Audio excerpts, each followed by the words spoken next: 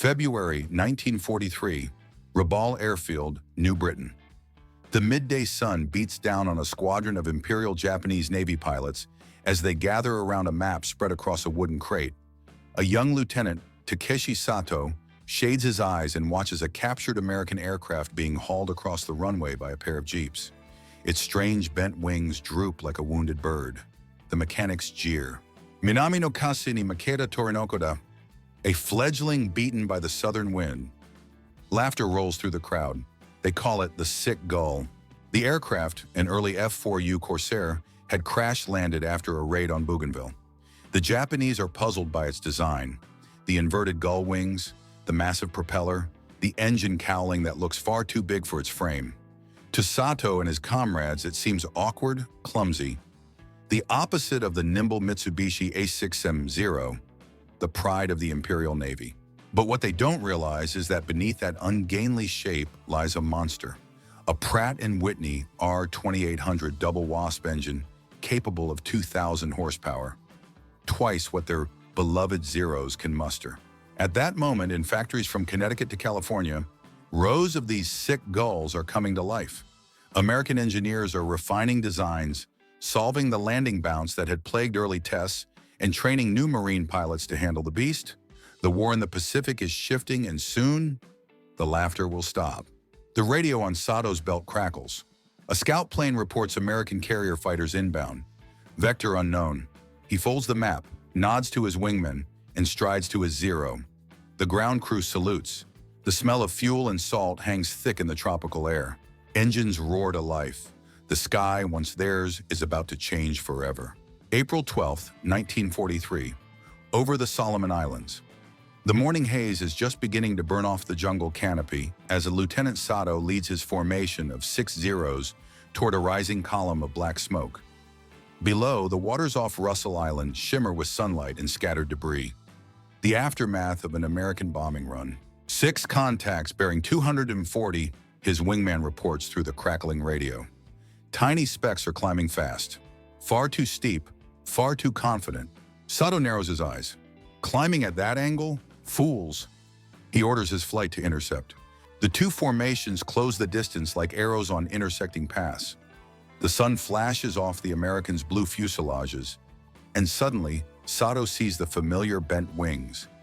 Those strange birds again, he mutters.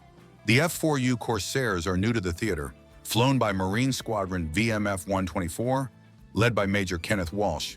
The Marines have been itching for a fight, and this is their first. The Corsair pilots dive in, throttles forward, the double wasp engines screaming at over 2,000 RPM. Their 650 caliber Browning machine guns roar as tracer rounds tear through the air like fiery rain. Sato yanks his stick back. The Zero responds instantly, looping upward in a graceful arc. For a brief moment, he's above the Americans. He rolls, dives, and lines up a shot. His 20mm cannons thud, but the rounds glance off the Corsair's armored belly. He frowns. Impossible. The American fighter climbs away effortlessly, its massive engine propelling it like a rocket. The Zero tries to follow, but it can't. The climb rate difference is staggering. Below, another Zero spirals into the sea, wings aflame. Sato catches a glimpse of the Corsair that downed it. Dark blue, gleaming, its pilot's helmet flashing white through the canopy. The sick gull moves with predatory grace, its awkward silhouette now terrifyingly efficient. Within minutes, 4 Zeros are gone. The survivors dive for cloud cover, radioing frantic reports back to Rabaul. New American fighter, faster than Hellcats, climbs like a demon. Back at base, Sato lands with his hands trembling. His mechanic asks how the fight went. Sato doesn't answer. He stares down the runway where the sea meets the sky and whispers, "That bent-winged bird, it hunts." August 1943. Munda Point, New Georgia. The smell of fuel and burnt rubber hangs heavy over the newly captured airstrip. Rows of Marine Corsairs line the coral runway, their wings folded like resting predators. Mechanics move with speed and purpose, wiping oil from engines still hot from combat. The Pacific sun glares off the metal, and the sea hums with the distant rumble of carrier engines. Major Kenneth A. Walsh, call sign White 13, pulls off his goggles. his face streaked with sweat and grime. He's just returned from another mission over the Solomon Islands. 4 confirmed kills in a single sortie. The Corsair's kill-to-loss ratio is climbing into the realm of legend. He scribbles his tally on the chalkboard outside the operations tent. "That makes 20, a crewman murmurs. Walsh only nods. He's seen too many friends not come back to celebrate. Across the Pacific, Japanese pilots are now trading warnings about the new enemy aircraft. The once proud A-0, once unmatched, is suddenly prey. Reports describe the Corsair as the bent-wing devil, a plane that dives faster, climbs higher, and survives hits that would shatter a Zero's frame. Japanese ace Hiroyoshi Nishizawa, one of the top naval aviators, writes in his flight log, "The new American fighter can strike from above and vanish before we can turn. It is like trying to fight a thunderbolt." In Tokyo, engineers scramble to respond. The Nakajima Ki-84 Hayate and Kawanishi N1K2J Shidenkai are rushed into production, aircraft that can match American speed and firepower. But by then, Japan's fuel reserves are dwindling, its factories bombed, its pilots green and exhausted. Meanwhile, the Corsair's development continues relentlessly. The engineers at Vought-Sikorsky refine the plane's once treacherous landing gear, allowing it to operate safely from carriers. The land-based Marine fighter is now carrier-ready, the U.S. Navy's deadliest asset. In September, Corsairs roar off the decks of the USS Bunker Hill and USS Essex, darkening the dawn sky over the Solomon Sea. Their missions are simple: sweep the skies clean. Japanese radio operators intercept a chilling code word repeated again and again. "Angels high, gulls inbound." Each time that message comes, it's followed by silence. By the end of 1943, the F4U Corsair holds an 11-to-1 kill ratio against the Zero. The balance of air power in the Pacific has been broken, and the island empire knows it. June 19, 1944, the Philippine Sea, dawn. The horizon glows gold as the Pacific stirs beneath a vast armada. Hundreds of U.S. Navy carriers, battleships, and destroyers steaming west toward the Marianas. Above them, the air hums with hundreds of engines. Corsairs, Hellcats, Avengers, circling like hawks. It's the opening act of what would become known as the Great Marianas Turkey Shoot. Aboard the carrier USS Bunker Hill, Lieutenant Dean Diz Laird tightens his oxygen mask and checks his .650 caliber Brownings. The Corsair's bent wings glisten in the sunlight as the deck crew signals thumbs up.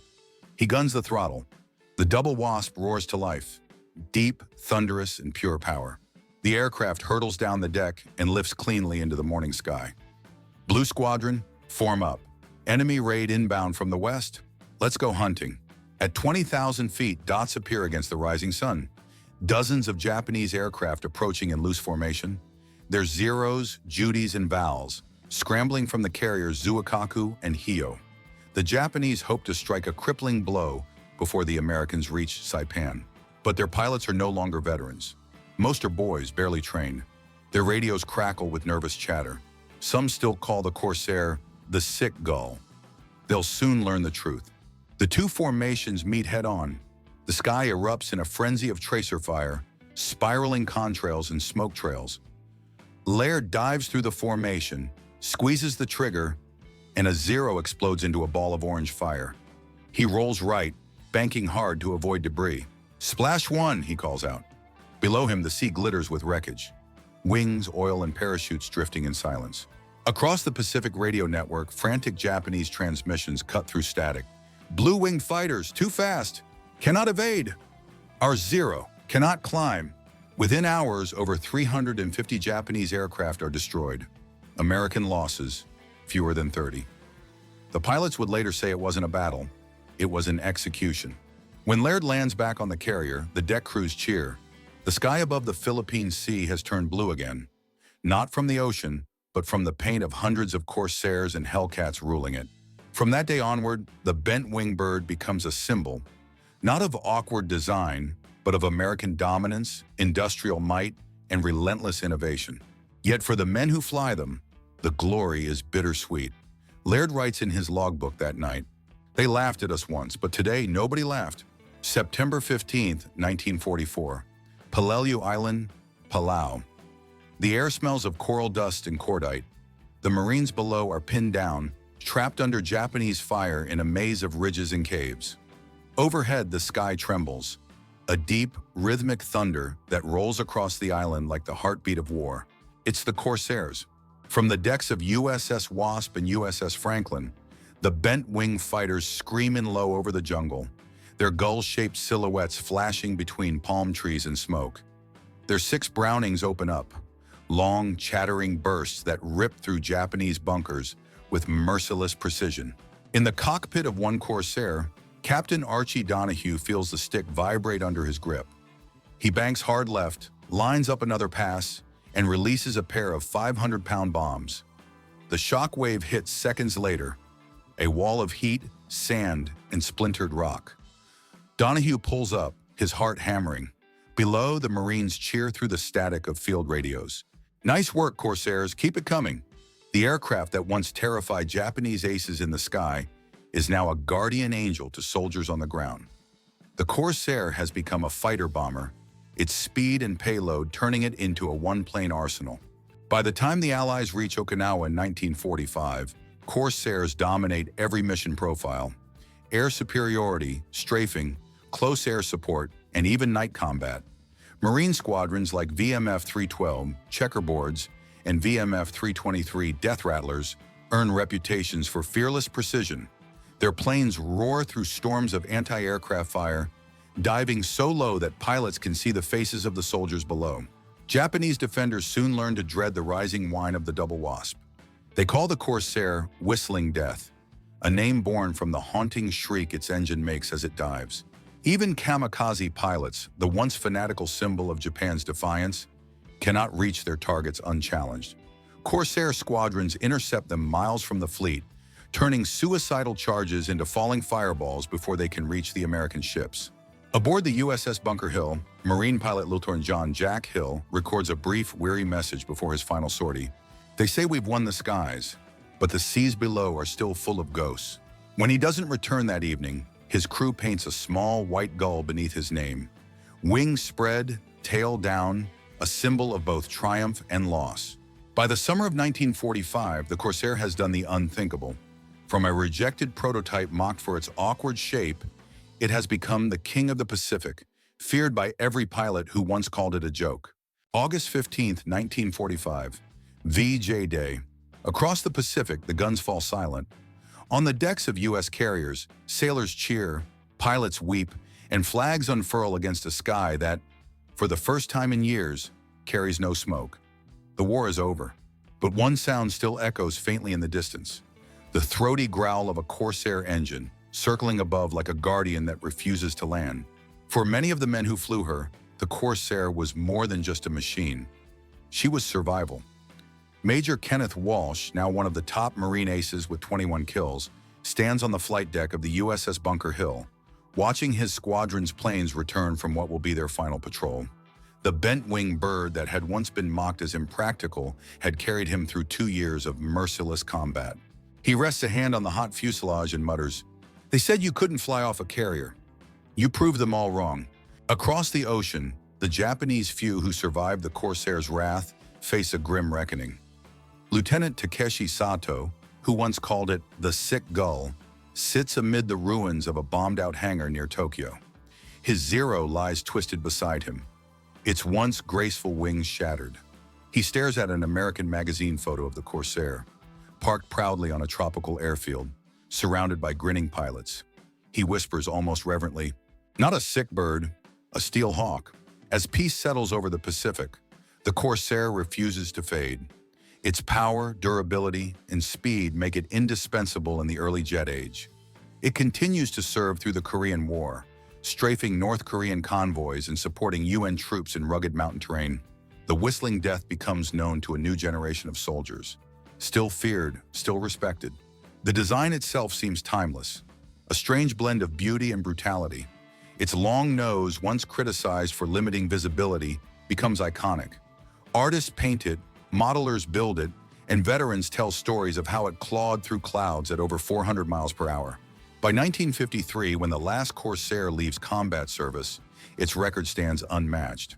Over 64,000 sorties, 2,140 enemy aircraft destroyed, and an 11.1 kill ratio. It had outlived every rival it faced in the Pacific, even the vaunted Zero. And yet, beyond numbers and victories, the Corsair's legacy lies in what it symbolized: the brutal creativity of necessity, the way war transforms ridicule into respect. It was a machine born of mockery, baptized in fire, and crowned in the blue skies of the Pacific. As the sun sets over Pearl Harbor, one preserved F4U Corsair sits on display. Wings outstretched, painted deep navy blue. Visitors stop to read the plaque beneath its curved wing, the bent-wing bird they laughed at until it ruled the Pacific.